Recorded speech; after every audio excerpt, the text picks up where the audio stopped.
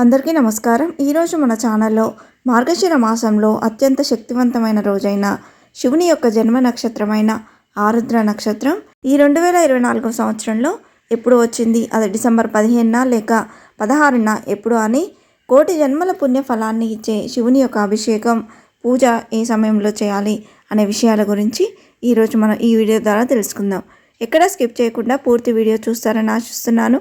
అంతకంటే ముందుగా ఇంతవరకు నా ఛానల్ సబ్స్క్రైబ్ చేసుకున్న వాళ్ళు ఉంటే సబ్స్క్రైబ్ బటన్ని ప్రెస్ చేసి పక్కనే ఉన్న బెల్ ఐకాన్ని ప్రెస్ చేసి ఆల్ అనే ఆప్షన్ ప్రెస్ చేశారంటే నేను పెట్టే ప్రతి వీడియో మీరు నోటిఫికేషన్ ద్వారా మొదటగా చూసేయవచ్చు. ముందుగా వీడియోలోకి వెళ్ళిపోదాం. జ్యోతిష శాస్త్రం ప్రకారం ఆరుద్ర నక్షత్రం శివునికి అత్యంత ప్రీతికరమైన నక్షత్రం. పురాణాల ప్రకారం ఆరుద్ర నక్షత్రంలో శివుడు జన్మించినట్లుగా ఇది శివుని నక్షత్రంగా చెప్పబడింది. ఇటువంటి ఆరుద్ర నక్షత్రం ఉన్న సమయంలో చేసే శివారాధనకు విశేషమైన ఫలితాలుంటాయని శాస్త్రాలు చెప్తున్నాయి. ఆరుద్ర అనే పదానికి కోపం లేనివాడని అర్థం. అదేవిధంగా ఆరుద్ర అంటే కేవలం గాలిని భోజనంగా స్వీకరించేవాడు అని కూడా అర్థం.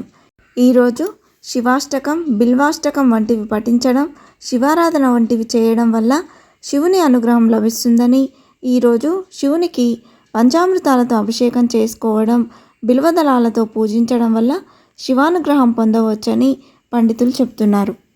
ఈ 2024 సంవత్సరంలో మార్గశిర మాసంలో ఆరుద్ర నక్షత్రం ఎప్పుడు వచ్చిందో ఇప్పుడు తెలుసుకుందాం. డిసెంబర్ 15, 2024 ఆదివారం తెల్లవారుజామున 3:22 ప్రారంభమై డిసెంబర్ 16, 2024 సోమవారం రాత్రి అనగా తెల్లవారుజామున 2:51 వరకు ఉందండి. అయితే శివాభిషేకం అనేది తెల్లవారుజామున చేస్తారు కాబట్టి ఆర్ద్ర నక్షత్రం తెల్లవారుజామున డిసెంబర్ 15వ తేదీ ఉన్నది కాబట్టి అభిషేకాలైన శివపూజ అయినా డిసెంబర్ 15 ఆదివారం రోజు చేసుకోవాలని పండితులు సూచిస్తున్నారు. శివునికి ప్రీతికరమైన వారం సోమవారం కాబట్టి ఆరుద్ర నక్షత్రంలో సోమవారం రోజు చేసుకోవాలి అనుకునేవారు డిసెంబర్ 16 తెల్లవారుజామున ఆరుద్ర గడియలున్న సమయంలో చేసుకోవాలని పండితులు సూచిస్తున్నారు. శివుడు అభిషేక ప్రియుడు. పంచామృతాలు, పండ్ల రసాలు, విభూతితో పాటు అనేక వస్తువులతో అభిషేకిస్తారు. చెమ్ముడు నీళ్లు పోసినా సరే హరహర మహాదేవ అంటే పొంగిపోతాడు. క్షీరసాగర మథనం నుంచి వెలువడిన విషయాన్ని సేవించి తన శిరస్సుని చల్లబరిచేందుకు గంగను, చంద్రుడిని తలపై ధరించాడు. శివుడికి మండుతున్న 3వ కన్ను ఉంటుంది. నిరంతరం అభిషేకం చేయడం వల్ల ఈ కన్ను చల్లబడుతుందని పురాణాలు చెప్తున్నాయి.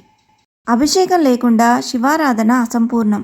శివునికి అభిషేకం చేస్తున్న సమయంలో ఓం నమః శివాయ అనే మంత్రాన్ని జపిస్తూ ఉండాలి. ఆరుద్ర నక్షత్రంలో శివాభిషేకం చేయడం వల్ల ఐశ్వర్యం వృద్ధి చెంది దరిద్రం తొలగిపోతుందని, సుఖ సంతోషాలు, సకల కార్యాభివృద్ధి, సర్వసంపద వృద్ధి చెందుతుందని పురాణాలు చెప్తున్నాయి. ఇంతే ఫ్రెండ్స్, ఈ వీడియో మీకు నచ్చిందని ఆశిస్తున్నాను.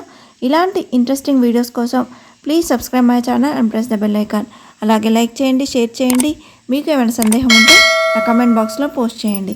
Thanks for watching.